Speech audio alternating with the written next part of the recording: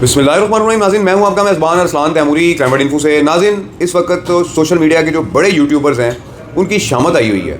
नाज़रीन, social media के जो बड़े यूट्यूबर्स हैं उनके हवाले से एक वीलॉग बड़ा वायरल हुआ है। चौधरी सरफराज साहब का डिप्टी डायरेक्टर हैं नेशनल साइबर क्राइम एजेंसी के, और उन्होंने मंसूर अली खान साहब को भी इंटरव्यू दिया है और भी बहुत सारे पॉडकास्ट उन्होंने किए हैं जिसमें उन्होंने बड़े अहम इंकशाफात किए हैं बड़े यूट्यूबर्स के हवाले से। आपको पता है नाज़रीन, डक्की जो है वो इस वक्त गिरफ्तार है। हमारे एक दोस्त हैं, यूट्यूबर हैं शाहिद चौधरी साहब, उनका किसी एंकर ने इंटरव्यू किया तो उसने उनको डक्की भाई कह दिया, जिस पर शाहिद चौधरी साहब जो है उन्होंने बड़ा उस पर बरहना हुए और उसको कहा कि इसका मुझे जो है तुमने डक्की कहना है। यही अल्फाज चौधरी सरफराज साहब के थे कि जब उन्होंने एक कास्ट कर रहे थे, एक एंकर साहब उनको इंटरव्यू दिया और उस इंटरव्यू के अंदर उन्होंने कहा कि आपने इसको डक्की भाई नहीं कहना, ये डक्की है, ये बड़ा गलीज़ आदमी है, ये बड़ा गंदा आदमी है। और मुख्तलिफ़ किस्म की जो है वो इसके बारे में उन्होंने बातें की और बहुत सारी चीज़ें उन्होंने उस व्लॉग में बताई कि मामला है क्या।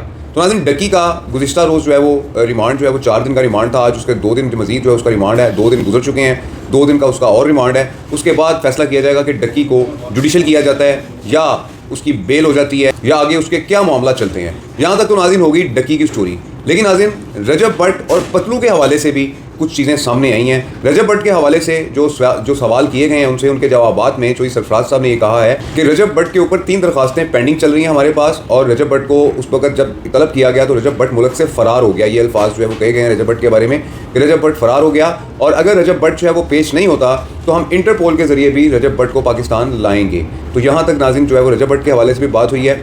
पतलू के हवाले से सवाल करने पर चौधरी सरफराज साहब की जानिब से कोई माकूल जवाब तो नहीं दिया गया, लेकिन नाज़रीन रजब भट्ट के हवाले से उनका मौक़िफ़ बड़ा क्लियर था। उस हवाले से उन्होंने तमाम जो मालूमात हैं वो एंकर जो मंसूर ने उन्हें भी बताई और एक जगह पर पॉडकास्ट किया वहाँ पर भी बताई। और मज़ीद बरा उन्होंने ये बताया कि जितने यूट्यूबर्स हैं कि जो गैम्बलिंग की और ट्रेडिंग की जो वेबसाइट्स हैं, जो इनके जो ग्रो हैं, इन ग्रुप्स के साथ काम कर रहे हैं, इनकी एडवर्टीज़मेंट कर रहे हैं या इनके जो है वो एम्बेसडर बने हुए हैं, इनके खिलाफ मज़ीद जो है वो तहकीकात का घेरा तंग किया जा रहा है और बहुत सारे यूट्यूबर्स इनके रडार पर आ चुके हैं। देखते हैं कि किस किस की बारी आती है कि जो बड़े यूट्यूबर्स हैं, जो बड़े प्रमोशनल लोग हैं, कि जो बड़ी बड़ी वेबसाइट्स को, जुए की वेबसाइट्स को, गैम्बलिंग की वेबसाइट्स को, गेमिंग की वेबसाइट्स को प्रमोट करते हैं और इन लोगों के साथ मिलकर काम करते हैं, इनके खिलाफ नेशनल साइबर क्राइम एजेंसी का नाज़रीन घेरा तंग हो चुका हुआ है। और जो छोटे यूट्यूबर्स हैं मैं उनसे भी ये रिक्वेस्ट करूँगा कि कोई भी ऐड चलाने से पहले, किसी का भी ऐड चलाने से पहले आप ये तस्दीक कर लिया करें कि क्या ये जो ऐड हमें दिया जा रहा है, क्या ये कहीं कोई फ्रॉड तो नहीं कर रहा बंदा, क्या ये बंदा किसी जुए के अंदर, किसी गैम्बलिंग के अंदर या किसी गैर मुल्की सरगर्मी के अंदर मुलवस तो नहीं है कि जिसका आप ऐड चला रहे हैं। के बाद आप ऐड उसको चला सकते हैं। लेकिन नाज़रीन, इन ऐड चलाने के चक्कर में, कंट्री मैनेजर बनने के चक्कर में, एम्बेसडर बनने के चक्कर में, मोटे पैसे इनसे लेने के चक्कर में डक्की दीगर यूट्यूबर्स के गिर्द घेरा तंग हो चुका है। ज़रा बता रहे हैं कि रजब भट्ट के ऊपर भी एक गैम्बलिंग वेबसाइट है,